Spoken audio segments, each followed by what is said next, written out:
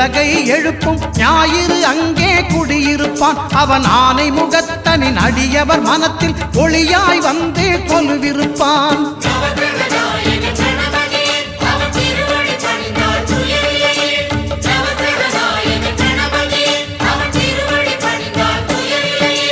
ஒன்பது கோளும் ஒன்றாய் காண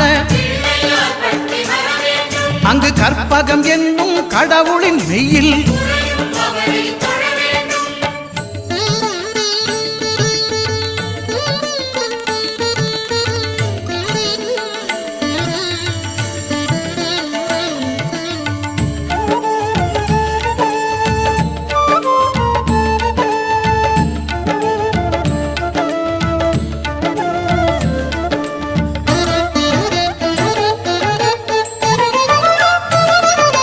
திங்கள் பகவான் திருமுகம் காண